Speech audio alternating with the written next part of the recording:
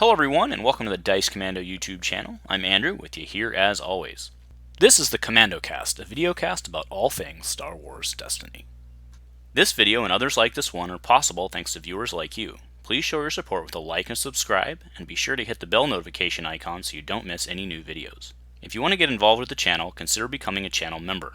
There are many benefits to channel membership, including access to our Discord, exclusive deck tech and strategy videos, and the opportunity to help create channel content. I want to sincerely thank all our channel members, as I truly couldn't do this without your support. You guys rock. Go Commando. Hello everyone, welcome to Dice Commando, and happy release day. So today, Redemption, Set 12 of Star Wars Destiny by Renewed Hope Committee. It released. It actually released a few hours ago. This is going up Friday morning. Do keep in mind that, when Faltering Allegiances dropped, that actually came out a little early, so everybody may have a head start, but, as you guys well know, we have to shoot videos beforehand, right? So anyway, in keeping with tradition of what I like to do on new set releases, we're going to be looking at more decks for the early Redemption meta.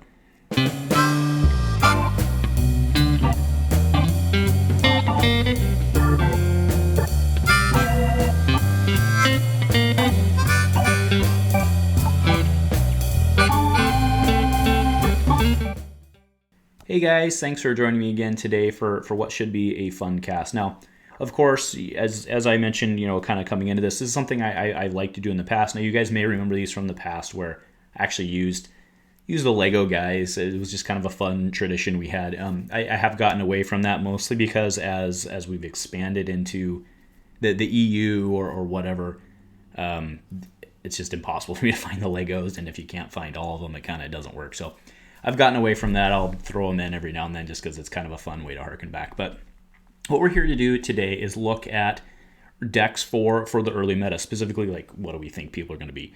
What are some obvious decks, not just that, but like what decks will carry over, what decks will be present, in the early meta, a couple first weeks of that. Now, the disclaimer, of course, like I said, is, I'm shooting this to go up Friday morning, which means that I haven't had the advantage of seeing the full set. So some of the lists that we're going to go through here are actually all of the lists we're going to go through. I've left open slots. They're incomplete because I'm assuming that there's going to be other stuff in the set to come out for it, and I think that's reasonable.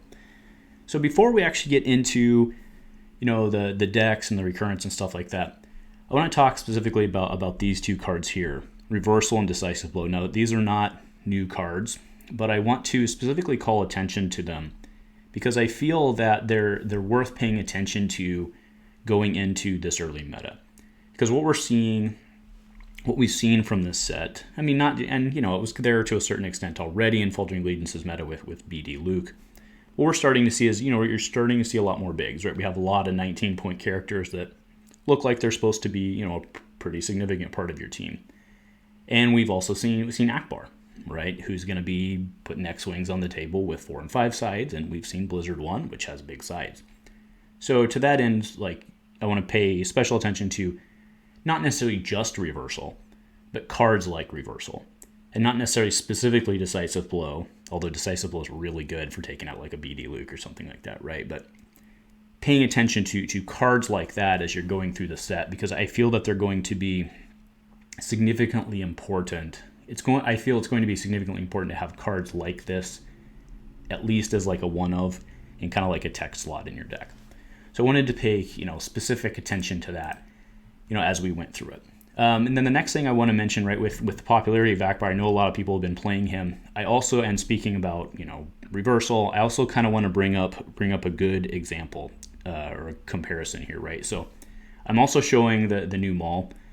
So remember that he lets you resolve any die on the table, so you could resolve your opponent's die. Now, the difference so Reversal, you don't resolve your opponent's die, you remove their die and then deal damage equal to the value of that die, and that's important. Functionally, the two basically work the same, like in your head, like I'm taking your die and I'm hitting you with your die, right? So functionally, that's how they work. Kind of like in your head. But my point is, from a technical point of view, they actually work very differently, right? And a great example of that is actually on X-Wing. The easy example is on like indirect damage or something, right? Whereas Reversal can remove an indirect and actually hit direct for that, whereas Maul would still make it indirect. But a more game essence example probably, I don't know, best way to say it, right? But it's on X-Wing. So X-Wing has, right, that X there, if you is worth, if you have 3 X-Wings on the table, the X is 3, right? Pretty simple. If you are reversaling an X-Wing, it reversals for 3. If you are resolving an X-Wing, like with Maul, if you're resolving your opponent's X-Wing and you don't have any X-Wings on the table, that X-Wing would resolve as a 0. Right, so that's a very important distinction that I do feel with Akbar, and specifically at the prevalence of X-Wing. Like, I do feel that that's going to come up. So just make sure that you understand how that works going into your early games, and make sure that you can help it to explain that to other people who may run into that. And right, if it comes, like if you're playing Akbar, like be nice. Like if it comes up, help talk people through it.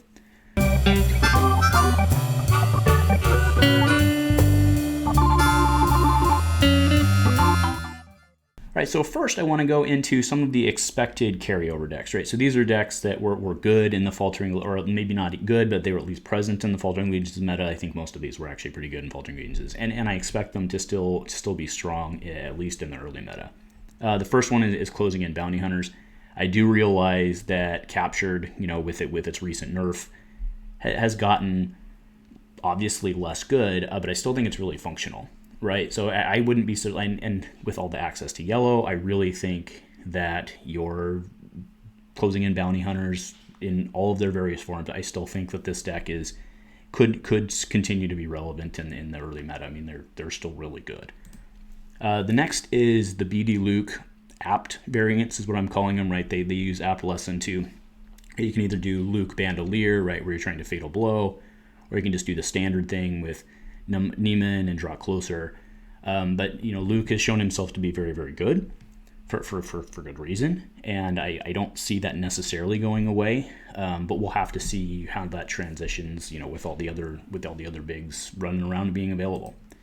The last deck, and this one was not as prevalent, and I actually did a cast about this a few days ago. Like, I think Craig and Pyre, with the slight modification of running Relentless Advance on these guys, like I think this deck is really well positioned. It's also a deck that people have a lot of reps with, are very comfortable with. So I wouldn't be surprised if you see a lot of people. I wouldn't be surprised if you see this hitting the table early on.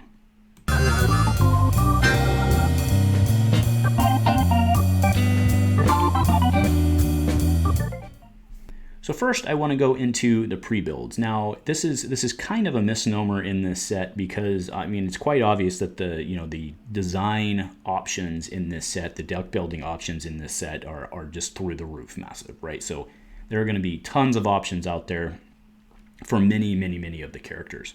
So when I'm talking specifically about a pre-build, I mean the ones that we kind of just like automatically clicked as soon as we saw the cards. That's kind of more what I mean here. And specifically, the first one is Rogue Leader DDS. Rogue Leader destroyed the Death Star, which is Luke.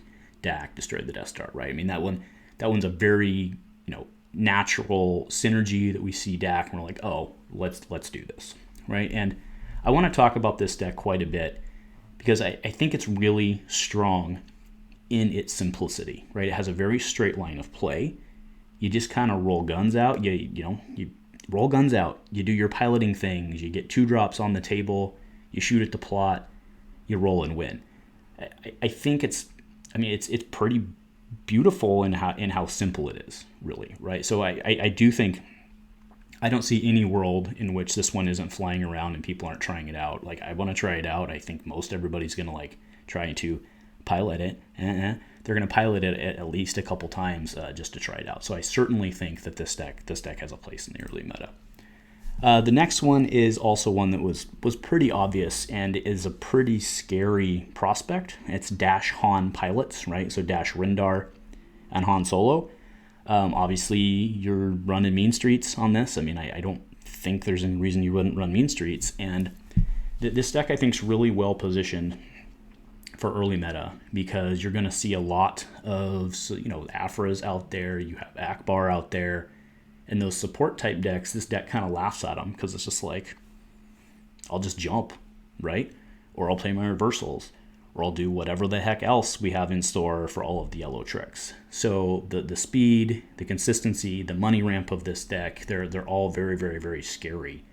This deck I think is going to be really good. I think you're going to see a lot of this deck in the release weekend tournament.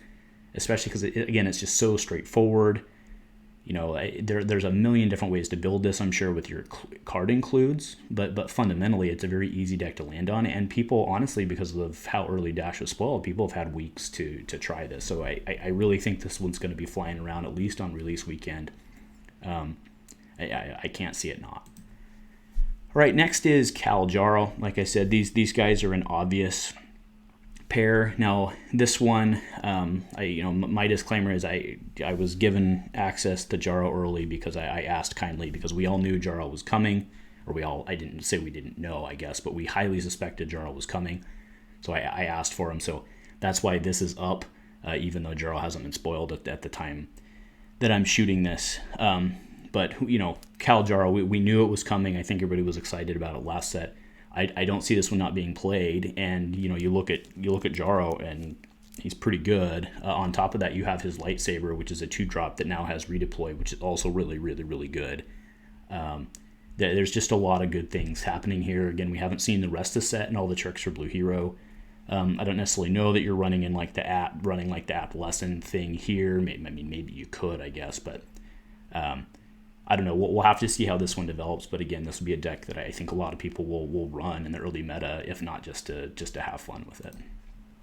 All right, next, the final pre-build I have here is Maul Savage, and what I'm showing here is really in two this is not one deck, right? You can run SOH, like the one I'm predisposed to is SOH Maul and Savage, but the new Mandalore Maul with Savage is also pretty good. You also have options on plots of you can run Rule of 2 or not. You can run United if you're running that bottom pair there. Maul himself, like Big Maul Mandalore, is I know, well, technically he's not Big Maul here because he's only 19, whereas I guess Big Maul's the 21. But so Mandalore Maul, he's looking pretty scary with his special there, especially with the card we saw earlier today, which has Rey on it, Harness the Force, where you can flip to the special.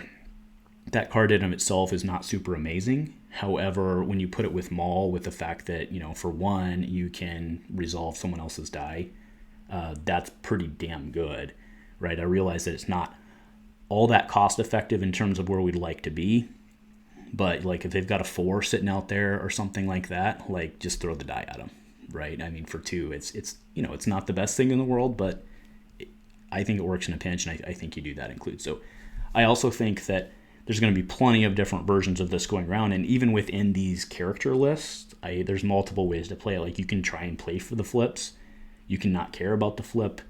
Anyway, multiple ways to go. So I think we see plenty of Maul Savage in the various forms, certainly early on in the meta.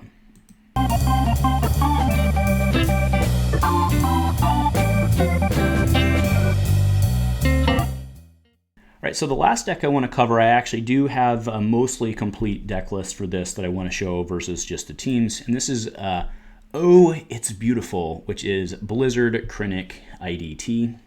Director Krennic, 2 Imperial Death Troopers. You're, of course, playing CDS, Construct the Death Star with it, which actually I'm noticing now I forgot to put the plot on there, but no biggie. The main reason you're running a plot really is you're not actually trying to build the Death Star here, you're trying to build Blizzard 1. But the main reason you run the plot is because you want to run Covert Mission, which will let you tutor. So it basically gives you 4 copies of Blizzard 1 in case you lose one or whatever it may be. So again, this list is not complete. One of the keys to this, of course, is Small Battles 1. It's kind of your new logistics. We've also seen how brutal for ramp Director can be when it gets out. That card's pretty bonkers good, resolving these red dice. You've got the Death Troopers have Guardian. They can power action into money. You have Camino, which adds an additional threat on the table for more Death Troopers. This deck I think is pretty strong. Now does it ramp faster than like a Jaws or something like that? I don't know. And to put things into perspective, we've seen Zero and we've seen Ozzel and we've seen all these other guys that also are pretty cheap and bring significant dice to the table for how cheap they are. So yeah, there's maybe other builds of this, but functionally this archetype, I think you're definitely going to see people trying to get Blizzard 1 built as just their win con, which again harkens back to why I think, you know, your reversals and your stuff like that is really good.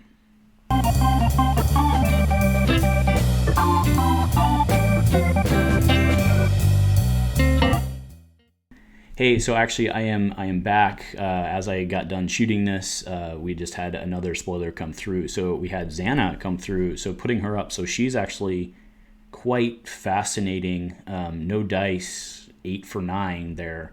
But she's kind of, for lack of a better term, a redeploy for your big character die. So what I wanted to do is put a deck together with her real quick with Bane, because she works with him, I mean, perfectly, right?